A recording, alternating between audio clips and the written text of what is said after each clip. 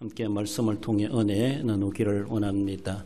제가 유튜브를 보내서 보신 분도 계시겠지만은 총회 차원에서는 지난 주일입니다. 지난 주일을 생명 존중 주일이다. 그래서 전 총회사나 교회들이 그렇게 지키도록 그렇게 하게 됐습니다.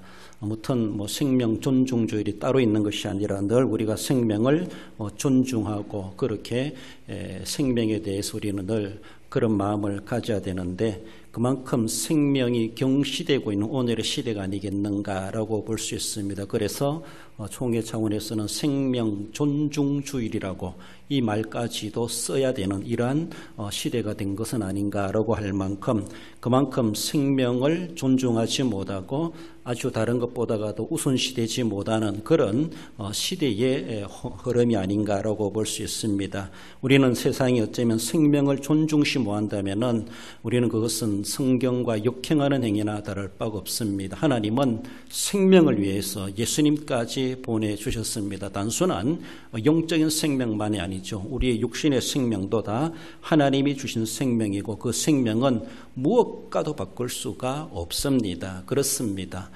산더미처럼 돈을 쌓아놓은들 생명이 경시된다면 무슨 소용이 있겠습니까? 산이 무너지고 지진이 난다 할지라도 한 사람도 안 다쳤다라고 하면은 큰 사고로 보지 않을 수가 있습니다. 그러나 별것 아닌 사고에도 수백 명의 사람들이 사상자가 났다라고 하면은 대형 사고가 되는 것을 볼 수가 있죠. 그만큼 생명은 귀한 것이다.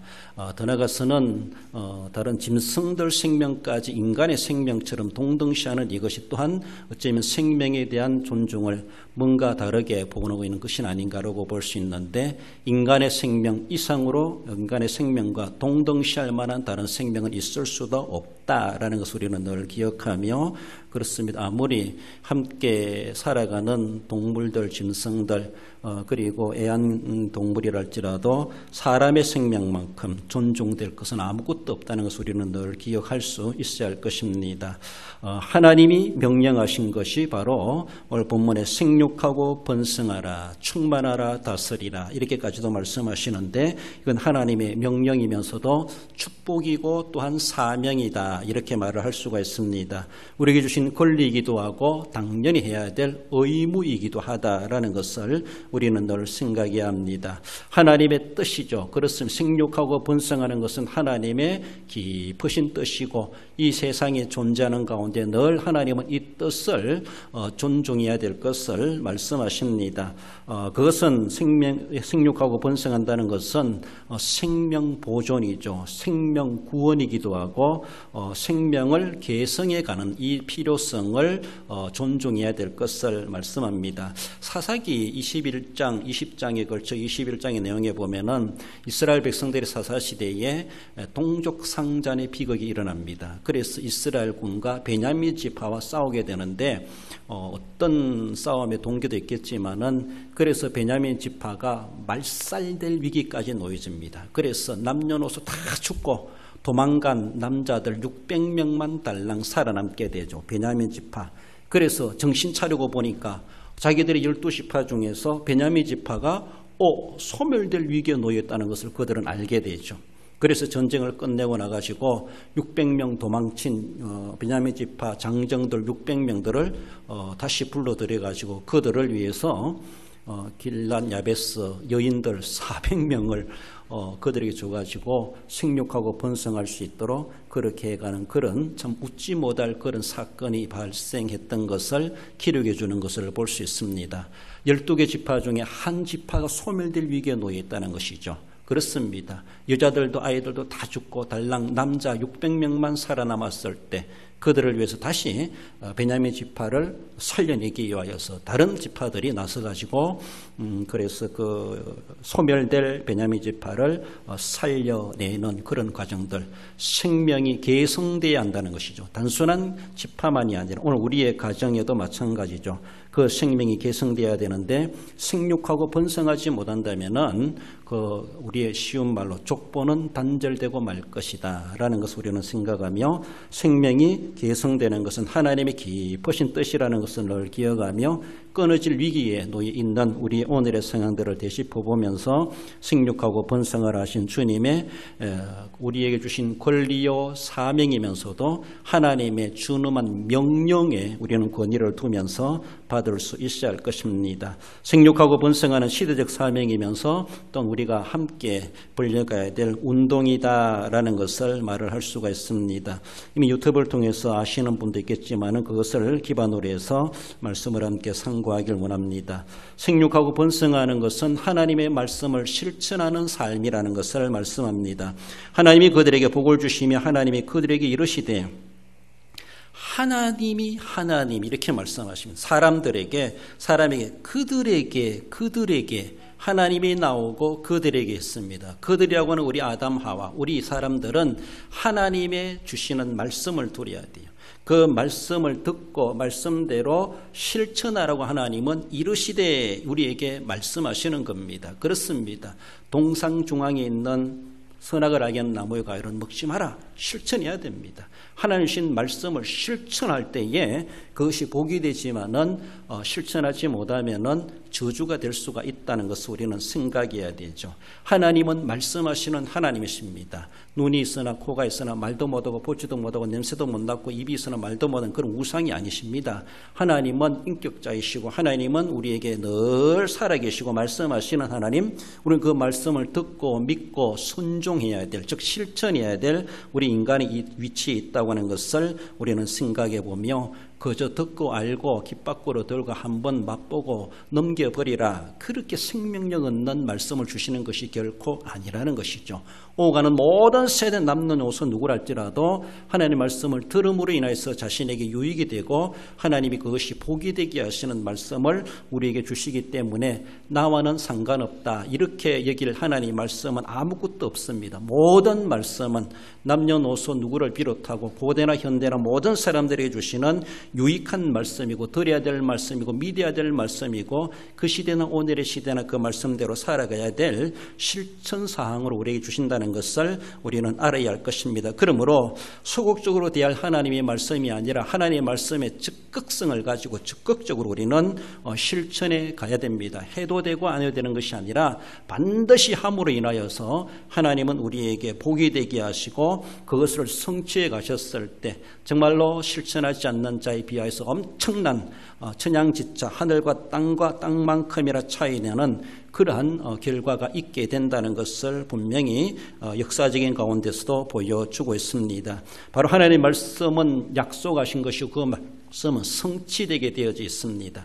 그렇게 순종한 사람은 성취될 때 그 복을 받지만은 순종하지 않은 사람은 모든 결과를 가질 수가 없다라고 하는 것을 볼 수가 있죠. 오늘 본문에서 생육하고 번성하라, 이것은 하나님 주시는 복이며 우리에게 명하신 하나님의 명령인데, 그래서 그 출산이라고 하는 것은 하나님의 말씀 순종의 차원에서 우리가 실천해야 될 내용입니다. 형편이 그렇고 사정이 그렇고 직장생활이 그렇고 우리 사정이 있습니다. 그러나 그 모든 것을 거두절미하고 출산의 명령, 하나님의 명령으로 우리는 우선적으로 생각해야 된다는 것이죠. 그러니까 나 편하자고 살아가는 것이 아니라 하나님 말씀 순종은 내가 불편해도 해야 될 말씀입니다. 내가 싫어도 해야 될 말씀입니다. 상황이 안 맞아도 해야 될 말씀입니다. 그래, 상황 맞으면 해라, 그때 가서 해라, 대거등 해라. 하나님이 그렇게 말씀하지 않습니다.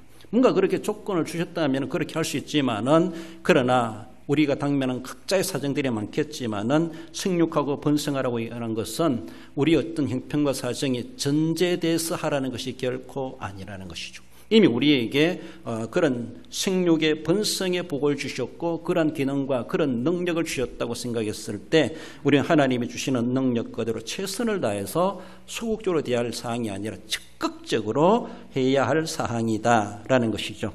오늘 우리나라 배경으로 바라보면 시대적 상황이기도 하고 국가적 상황이기도 하다라고 말할 수가 있습니다.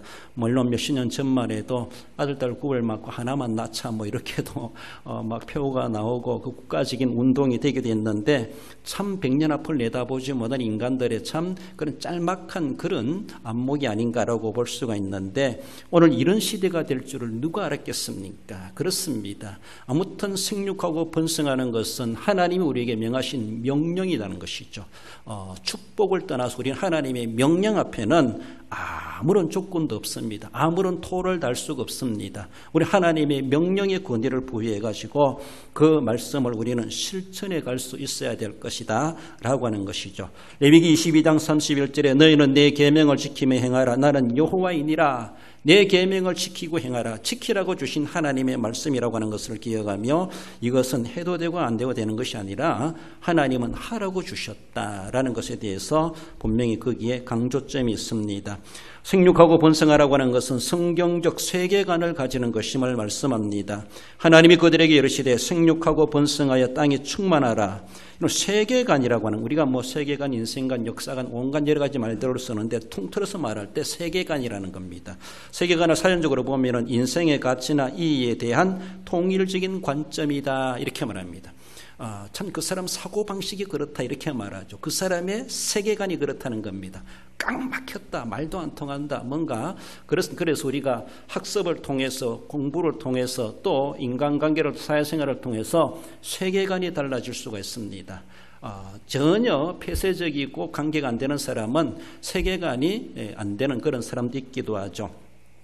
바로 성경적 세계관은 생육하고 번성하라 이런 것이죠. 성경적인 세계관을 우리가 가져야 되죠. 내가 가지고 있는 세계관이 절대시할 수가 없고 다라고 말할 수가 없습니다. 그 사람 참 사고방식이 그렇다 이렇게 말하죠. 각자가 다 다릅니다. 그렇기 때문에 성경적인 세계관이 내게 있는가 그것이 참 필요하다는 것이죠. 그러니까 내가 어떤 상황 가운데 태어나고 자라났고 어떤 교육을 받았다 할지라도 성경적인 세계관이 가져야 돼요. 성경적이어야 된다는 것이죠. 더 정확히 말하면 개혁주의 성경, 개혁주의적이어야 된다는 것이죠. 개혁주의라는 것은 성경적이라는 것이죠. 아담 하와에게 하나님 주신 세계관은 생육하고 번성하고 충만하고 다스리라. 이것은 하나님은 치조를 만들어 놓고 그들에게 세계관을 주신 것은 생육하고 번성하고 충만하라. 이런 세계관을 그들에게 주셨습니다. 인간이 애초부터 받은 그 세계관은 이것입니다. 오늘 본문의 요절, 오늘 본문의 말씀입니다. 우리 인간들에게 주신 하나님 주신 세계관입니다. 그래서 이런 세계관을 가지고 하나님 앞에 우리가 살아가야 되는데 성경적 세계관에 조금 반대되는 내용을 우리말로 말해볼 때 개인 이기주의 세계관이다 이렇게 말을 할 수가 있습니다. 개인 이기주의라는 거, 개인 이기주의. 그것을 사사기 마지막엔 그렇게 말하죠. 21장 25절에 그때의 이스라엘의 왕이 없으므로 사람이 각기 자기의 소견에 옳은 대로 행하였더라. 자기 소견에 옳은 대로, 자기 편한 대로, 자기 편리대로, 자기 하고 싶은 대로, 지 방식대로. 그것이 자기의 세계관이라.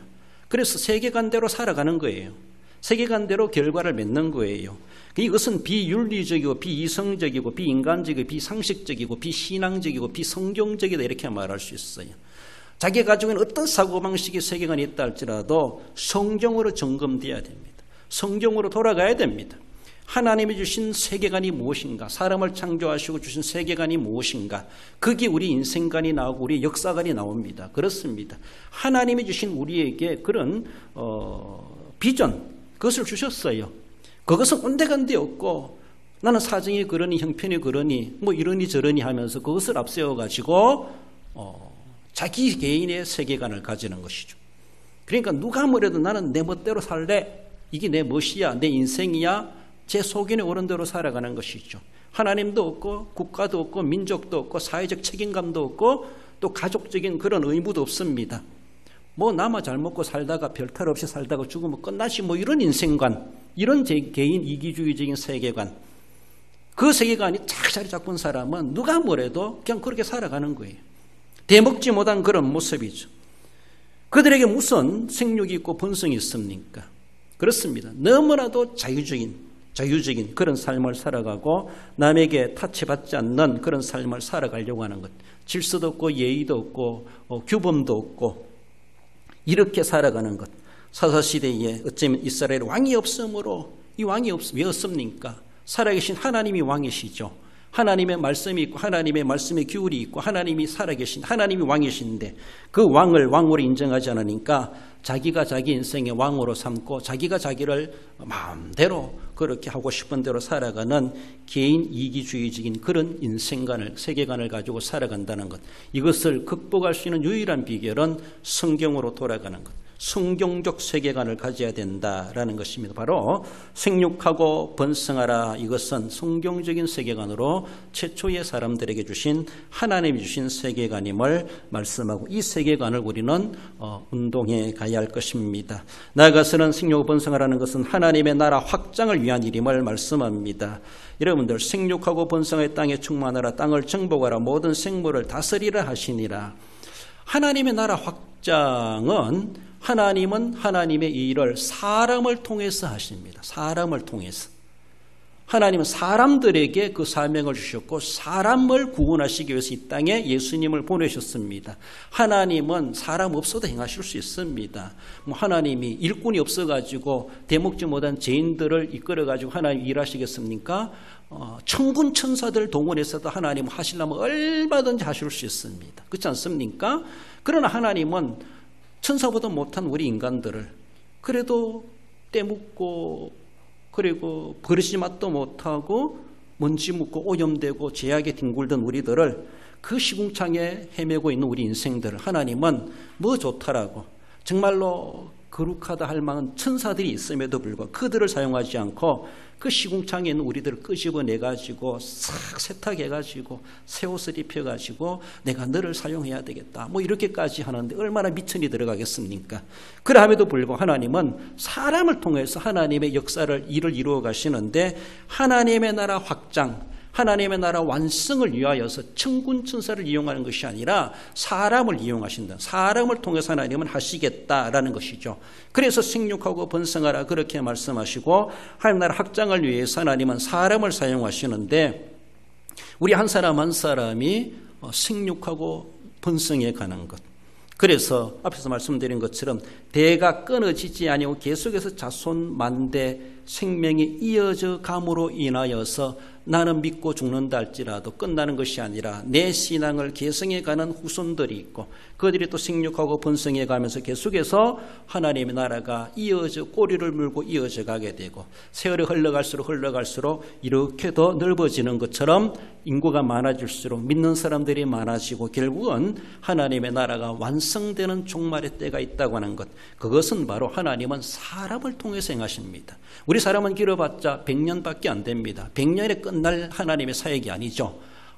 신약시대만 해도 벌써 2000년의 세월이 흘러갔습니다. 수많은 사람들이 오고 갔지요. 우리도 이제 갈 때가 있을 겁니다. 그럼 우리 간다 할지라도 하나님 나라는 중단되는 것이 아니라 계속 이어져 가야 되죠. 우리를 계속 살려두지 않으시지 않습니까? 그러니까 아무리 살려둬도 모두새는 969세 죽었습니다. 끝납니다. 그 이상의 시대는 모두셀라도 책임질 수 없습니다. 에녹도 책임질 수 없고 모세도 책임질 수 없습니다. 다 가버립니다. 가면 그 이후 시대 사람들이 있어야 되는 이후 시대 사람들이 생육하고 번성이 안 된다면은 하나님의 나라는 이어져 갈 수가 없다라는 것이죠. 그런 모습에서 하나님 나라 확장 운동이다라는 것이죠. 정확히 말하면 출산이라고 하는 것은 하나님 나라 확장에 지대한 기여를 하게 된다는 것이 지대한 기여. 그렇습니다.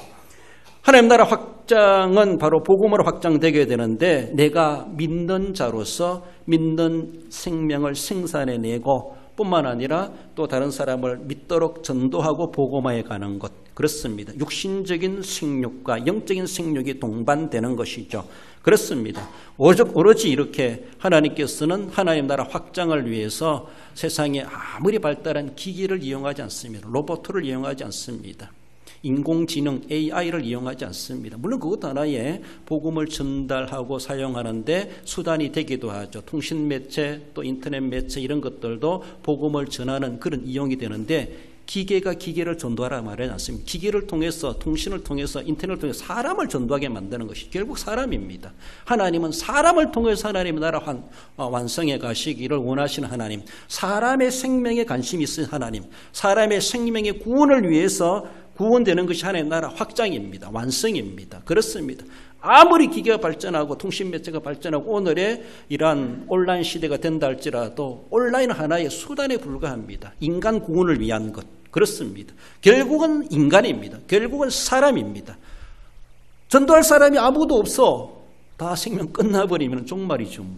그렇지. 그러나 하나님 우리가 생육하고 번성에 관한 것 하나님의 나라 확장될 때까지 완성될 때까지 생육하고 번성은 계속되어 가는 것이죠. 물론 생산은 하나님이 주권적으로 이루어 가시기 때문에 하시겠지만은 그 일에 우리가 일반 원충 개념에서 함께 동참해 가는 것이죠. 우리 스스로가 산하 제한하는 그것은 어쩌면은 하나님의 나라 확장의 일부분에 저해되는 행동이 아닐까라고도 볼 수가 있습니다. 그렇습니다. 사도행전 1장 8절 주신 말씀처럼 땅 끝까지 이르러 내 정인이 되리라 하시니라. 땅 끝까지. 바울도 땅 끝까지 가려고 했습니다. 그러나 그도 생명이 끝나게 되죠. 끝난 이후에 바울을 이어서 누가 가야 되겠습니까? 그 이후의 수대 사람들이 바울의 복음의 정신을 가지고 우리가 또 가야 되죠. 우리가 가다가도 끝까지 못 가죠. 그리고 우리 이후 시대 또 사람들이 우리가 행했던 그것을 이어가지고 계속 바톤을 받고 땅 끝까지 세상 끝날까지 가야 되죠. 이어져 갈 대상자들이 있어야 된다. 하나님 나라 확장을 위하여서라도 생육하고 번성하고 출산해야 된다라는 것을 말씀합니다. 네 번째로는 교회의 세움이라고 하는 것을 말씀합니다. 교회는 예수 그리스도의 십자가의 죽으심과 부활로 탄생되었습니다. 그렇습니다. 그리고 하나님 나라 확장의 막중한 사명을 부여받은 공동체가 교회입니다. 그렇습니다. 예수님의 죽으심, 대속의 제물로 우리의 중보자로 죽으심으로 말미암아 이 땅에 교회의 씨가 뿌려지게 되었고 그의 부활로 말미암아 새 생명으로 돋아나게 된 교회라는 것이죠. 예수님의 십자가와 부활에 근거하고 있는 오늘날 교회이고 그 교회에 주신 사명이 무엇인가 하면은 하나님 나라 확장입니다. 복음 증거입니다. 그렇습니다. 앞서 말씀드린 건 복음 증거의 대상은 어떤 기계도 아니고 인터넷도 아니고 어떤 인공지능도 아니고 어떤 로봇도 아니고 사람입니다. 사람. 함께 살아가고 있는 집안의 가축도 동물도 아닙니다. 애완견도 아닙니다. 애완동물도 아닙니다. 그렇습니다. 누가 뭘 한다 할지라도 정말로 중환자실에 있다 할지라도 그가 사람이라면은 그는 그 어떤 귀중한 쯤면 내가 같이 사는 가축보다 귀한 생명입니다. 아무리 수백만 가는 그런 집안에 여러분들이 먹이는 그런 정말로 애지중지하는 가족과도 같은 그런 반려동물이 있다고 하지만은 그것보다도 하나님은 중환자실에 시네마에 누워있는 그 생명을 하나님은 더 귀하게 계십니다. 그 생명은 천하 주고도 바꿀 수 없는 생명으로 하나님은 여기십니다. 그런 생명의 가치가 있어요. 생명의 가치가 달라요. 우리는 자꾸만 어쩌면은 자기가 좋아하는 것은 그만큼 가치를 부여하고 돈도 가는 것, 사람의 생명 아주 경시하는 것. 이러니까 생명 경시라는 걸 말하는 거죠. 사람의 생명은 경시하면서 어쩌면 자기가 키우는 그런 애완동물들은 사람보다도 소중하게 여기는 것이 아닌가. 하나님이 주신 세계관을 엄청나게 벗어나가지고 그런 가치관을 가지고 살아가는 인생들을 향하여 하나님이 얼마나 진노하시겠는가. 예수님을 이 땅에 희생시키기까지 보내신 것은 그렇게 시너마에 죽어가는 중환자실에 누워있는 사람이라 할지라도 그 사람을 위해서 하나님 보내셨습니다. 내가 그렇게 애지중지하고 늘 품고 살아가는 그런 내가 기르는 그런 동물을 위해서 예수님을 보내신 것이 결코 아니라는 것입니다. 우리는 분명히 알아야 돼요. 우선순위를 알아야 되고 무시하라는 것이 결코 아닙니다. 그만큼 생명에 우선순위가 있고 하나님이 가치를 여기는 생명이 있는데 그 가치를 우선순위로 여기지 못하면서 엉뚱한 것을 우선순위를 가진다는 것은 성경과 바뀌는 것이죠. 성경과 바꾸는 것이죠. 성경과 역행하는 것이고 그것이 바로 우상덩어리가 될 수가 있습니다. 하나님의 질서를 무너뜨리는 것이 되지요. 하나님께서 이 땅에 교회를 세우시고 교회로 인하여서 계속해서 생육하고 번성하는 일에 그 사명을 우리에게 주셨고 우리는 그렇게 감당해 갈 수 있어야 할 것입니다. 이 교회는 누가 뭐란다 할지라도 세상 끝날까지 존재해야 될 교회이고 하나님이 그 교회를 세우셨고 그 교회의 문을 닫을 이도 하나님이시다라는 것이죠. 그 어느 누구도 교회의 문을 닫을 자는 아무도 없다는 것이죠. 음부의 금세도 교회를 넘볼 수가 없도록 교회에 대한 권세를 하나님은 부여하셨습니다. 마태복음 16장 18절에 베드로에게 주신 말씀처럼 내가 이 반석에 내 교회를 세우리니 음부의 권세가 이기지 못하리라. 바로 우리가 그리스도 안에서 교회된 자들입니다. 어느 누구도 우리를 넘보지 못하고 우리를 그렇게 소중하게 계시는 우리 하나님이시다라는 것이죠. 교회는 사람을 가리키고 즉 성도를 통해서 성령께서 역사하시는 사명 공동체 바로 교회라는 것을 우리에게 말씀하십니다. 그래서 교회를 세우는 것이다. 사람을 통해서 교회를 세우시는 하나님의 역사를 이루어가는데 사람이 없어요. 우리가 지교로 바라본다 할지라도 사람이 없으니까 교회가 합병하게 되고 교회 문을 닫는다 뭐 이렇게 말을 하기도 하죠. 그렇죠? 어쩌면은 뭐 돈이 문제가 아니라는 것이죠. 사람이 모여들게 되면은 다른 것들은 부수적인 문제거리 될 수 있습니다. 돈의 문제, 건물의 문제 이런 것들은 사람만 있으면 다 해결되게 되어져 있어요. 사람이 없기 때문에 교회가 세워가지 못하고 어쩌면은 폐쇄되는 그런 일들도 있지 않겠는가. 그런 근본적인 본질적인 하나님의 교회는 예수님 오시는 그때까지 존재하게 되어 있고 문 닫을 일이 없다. 음부의 권세도 이기지 못하는 권세를 교회에 주셨다. 지교회적인 모습에서는 합병도 될 수가 있고 없어질 수도 있습니다. 그러나 본질적인 모습에서는 하나님의 교회는 사람을 통해서 주님 오시는 그날까지 존재하게 되어져 있다는 것을 말씀합니다. 저도 바라긴 하는 우리 대한교회가 주님 오시는 그날까지 대한교회의 간판을 가지고 계속 세워지고 존재하는 교회 되게 해 주옵소서. 우리는 간다 할지라도 우리 후손들이 다시 이 자리를 채우고 이 자리를 이어가고 계속 하나님의 교회로서의 주님 오시는 주님의 재림을 맞이할 때까지 대한교회가 존재하는 교회 되게 해 주옵소서. 언제 될는지 모르지만은 우리는 그런 마음을 가지고 기도할 필요가 있고 기도만이 아니라 생육하고 번성의 대를 이어갈 자들이 이 자리에 남아있을 때 정말로 인간적인 세상적인 모습에서도 우리 교회가 주님 오시는 그날까지 존재할 수가 있다. 교회 세움의 운동이 바로 생육하고 번성이요 출산이다라는 것을 말씀합니다. 나아가서는 신앙 전수임을 말씀하죠. 여러분들 마태복음 1장 1절에 보면 아브람과 다윗의 자손 예수 그리스도의 계보라. 아브람이 나오고 다윗이 나오고 예수 그리스도의 탄생이 나옵니다. 이것이 세상적인 역사로 바로 몇 년이 되었을까요? 아브람 시대부터 다윗이 거쳐왔고 또 예수님이 탄생했어. 수백 년이 흘러갔죠. 수백 년. 이 한 구절 속에 수백 년이 이어갔어요. 그렇죠. 아브람과 다윗 사이에 다윗이 태어나도록 하기 위한 수많은 그런 계보가 이어져 족보가 끊어지지 아니하고 생육하고 번성하여 다윗까지 왔을 것이고 또 다윗으로부터 생육하여 번성의 대가 끝나지 아니하고 전쟁도 나고 나라도 망하기도 하고 바벨론 포로로 끌려가기도 했지만은 온갖 산전선이 있지만은 예수님이 태어나도록 하나님은 그 다윗의 혈통을 보존해 주셨습니다. 그렇습니다. 대가 이어져 가는 거예요. 그러니까 다윗의 신앙, 아브라함의 신앙이 다윗에게 전수되어지고 다윗의 그런 신앙의 계보를 통해서 또 유대 땅 베들레헴의 요셉과 마리아를 통해서 예수 그리스도가 탄생하게 하셨다. 이렇게 신앙이 전수되었다는 것입니다. 하나의 예수님의 족보 이야기, 계보를 이야기하면서도 신앙이 그렇게 역사를 소급해 가지고 전수되어 왔다라는 것을 말씀합니다. 우리 신명기 32장 7절을 읽어봅시다. 옛날을 기억하라. 역대의 연대를 생각하라. 내 아버지에게 물어라. 그가 내게 설명할 것이요 내 어른들에게 물어라. 그들이 내게 말하리로다. 그렇습니다. 아버지 어른들이 나오고 그들에게 그리고 내게 이런 말이 나오죠. 이미 믿음의 선조들이 있고 선배들이 있고 믿음의 후진들이 있다고 하는 것을 말씀하죠. 그래서 앞서 있는 이들은 후진들의 것을 가르치고 배우도록 하고 후진들은 앞서 있는 믿음의 선배들에게 그것을 물어가며 설명을 들어가며 배워가며 신앙을 전수받아야 될 것을 그렇게 말씀하십니다. 그렇습니다.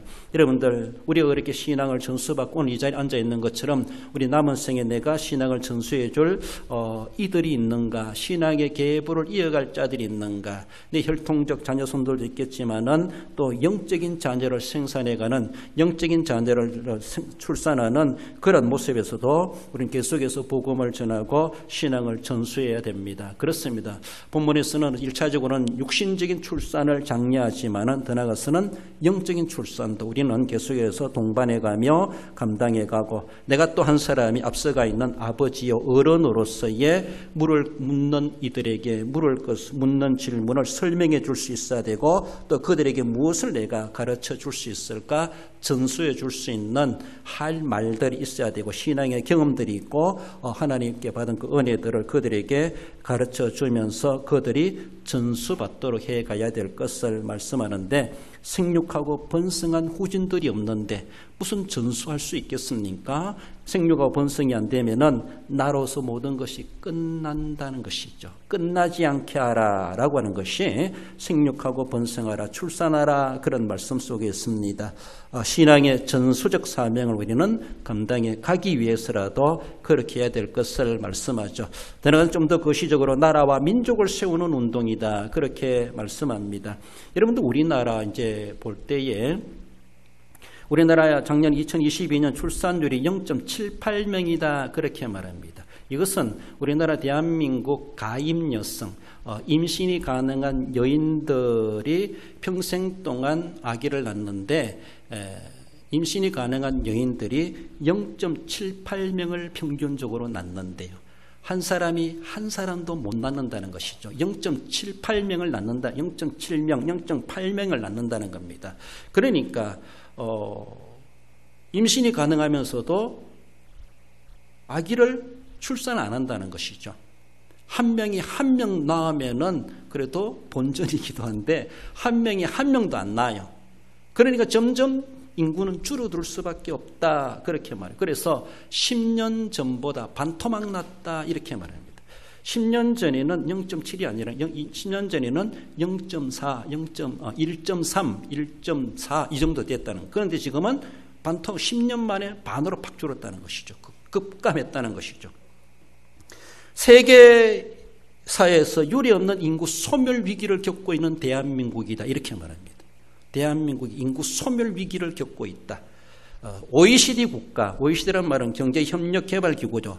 현재 38개국이 그렇게 가입되어 있는데 OECD 국가는 평균적으로 1.59명을 낳는다고 합니다. 1.59명.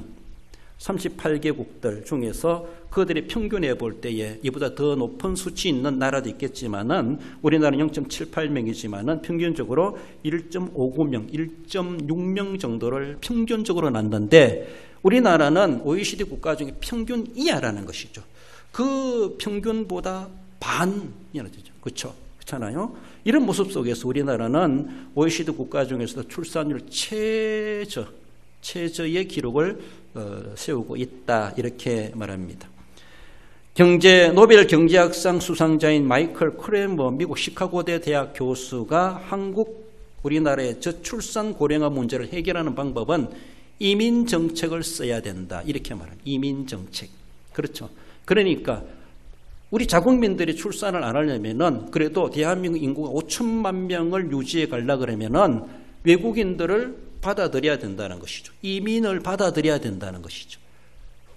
이 땅에 5천 명이 살아나도록 인구를 채우려고 그러면은 점점 자연 감소되고 있는데, 자연 감소되면은 결국은 나라의 국방이나 안보도 위협을 겪을 수 있습니다. 그렇잖아요. 나라 지킬 사람이 없어요. 경제 활동할 사람이 없습니다. 남들 다 존대라고 남들이 와서 돈 다 벌어가요. 우리 한민족은 그러면 세상 말로 씨가 말리게 되는 것이죠. 그러니까 그래도 한국이란 국가적인 이러한 유지해 가려고 그러면은 외국인들 이민을 받아야 된다. 이민을 받는 것도 장단점이 많습니다. 우리의 순수함을 지켜가는 것보다 이제는 혼합된다고 볼 수가 있어요. 피도 혼합되겠지만은 또 종교적인 혼합, 문화적인 혼합, 모든 것이 혼합이 되고 나쁘게 보면 짬뽕 되는 짬뽕. 물론 그렇게 되는 미국이나 이런 나라도 그 나름대로 잘 살고 잘 되기도 하지만은, 그러나 큰 나라 같은 데는 그렇게 하면은 그래도 될 수가 있습니다. 그러나 작은 나라, 우리 같은 데서는 이민 정책을 한다고 하는 것은 결국은 어쩌면요, 저런 미얀마나 다른 나라든 여러 부족들이 한 나라를 이루잖아요. 그래서 큰 부족이 힘이 있으면은 약한 부족은 쫓겨나는 거예요. 밀려나는 거예요. 밀려나요. 그래요. 미얀마 같은 데도 옛날에 카렌족, 지금 이준호 선교사님이 사역하는 그 대상자들이 카렌족들이 있죠. 저도 현장에 가봤는데 옛날에 버마라 그랬죠. 그들이 초창기 그들이 원주민이에요. 그러나 자기들이 힘이 약하니까 다른 부족이 들어와가지고 계속 밀리고 국경까지 밀려왔어요. 그리고 밑에는 태국이라는 나라가 있어. 그래서 국경이 여기에 산속에 숨어 살아요. 그러면서도 아무런 국가적 주권이 없어요. 나라의 이름도 없어. 그들은 소수민족으로 쫓겨나가지고 처음엔 자기들이 그 땅의 주인이었는데 다른 부족들이 들어와가지고 몰아내는 거예요. 쫓아내는. 그래서 갈 데 없어가지고 국경지대에서 산속에서 그래서 숨어 지내고 지금도 습격을 받는다 그런 말도 듣기도 하고 그 당시 노 할아버지가 그런 말씀을 하시더라고요. 그래도 카렌족들은 33%가 복음화된 민족이다 이렇게 말합니다. 그치 얼마나 큽니까? 그런데 그 할아버지가 그런 말씀하시더라고요. 우리는 앞으로도 못 가고 뒤로도 못 가는 출애굽한 이스라엘 백성들이 홍해가에 서 있는 거나 똑같습니다. 그런 식으로 자기들의 민족이 지금 이런 처지에 놓여 있다는 것이죠. 뒤에는 홍해가 걸어놓여져 있고 앞에는 홍해가 걸어져 있고 뒤에는 애국 군대가 쳐들어 막 밀려오는 것처럼 지금 계속해서 그게 본토의 군대가 밤에도 언제 습격 올지 모른다는 것이죠. 더 이상 국경이 있어가지고 태국 땅으로 넘어갈 수도 없는 이런 가운데 있는 것처럼 자기들이 처하고 있는 그런 사정을 말씀해 주시는 것을 들어보게 됐습니다. 나라가 그러게 될 수가 있습니다. 이민정책 잘못하면 그것이 나중에 장기적으로 바라볼 때 좋은 결과를 맺으면 되는데 어쩌면은 부정적인 그런 효과가 있을 수가 있다는 것을 생각할 때 우리 스스로가 우리들을 지켜가지 못하면 결국은 남의 도움을 받을 수밖에 없고 남에게 도리어 억압당하는 그런 모습이 될 수밖에 없다라는 것입니다. 그렇습니다. 이런 모습 속에서 우리나라의 순수함이 사라져가는 그런 모습, 나라를 세우고 민족을 세우는 이 운동이 출산운동이다 이렇게 말하고 이것에 대해서 우리 기독교가 좀 그 무엇보다도 어쩌면 나라와 민족 따라서 성경적인 관점에서 바라본다 할지라도 우리가 이 일에 앞장서야 될 책임이 있다라는 것을 말씀하십니다.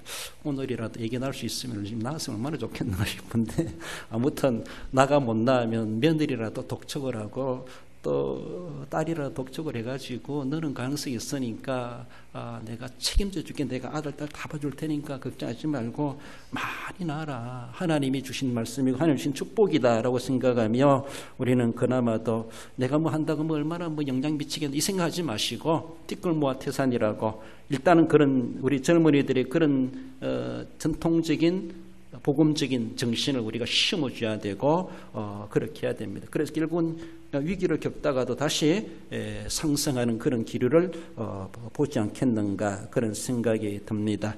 나라를 세우고 민족을 세우기 위해서라도 이 책임을 이 사명을 우리가 감당해 가야 될 막중한 책임이 있다고 하는 것을 말씀하고 나라가 이런 위기 가운데 놓여 있다고 하는데도 나라 살려주세요. 뭐 기도만 한다기보다 기도도 하면서도 실제적으로 내가 무엇을 어떻게 행동적으로 할 수 있는 일이 무엇인가 그것을 우리는 그 나름대로 하나님이 지혜 주시고 감동 주시는 대로 감당해 가야 합니다. 마지막으로는 샬롬 부흥운동이다 그렇게 말합니다. 그럼 우리 교단의 총회장님 성함이 뭔지 아세요?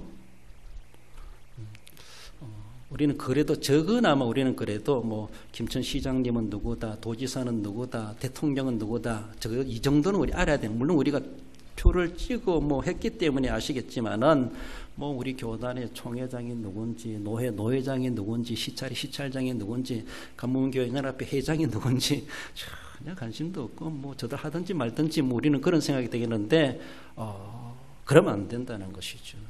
간문교연합회 회장님이 누구라요? 간문계 김동원 목사님. 기도하세요. 위에서요. 위에서 기도하십시오.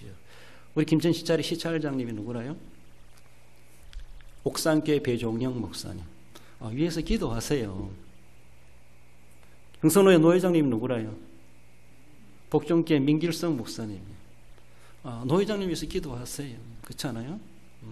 우리 교단의 총회장님 성함이 뭐예요?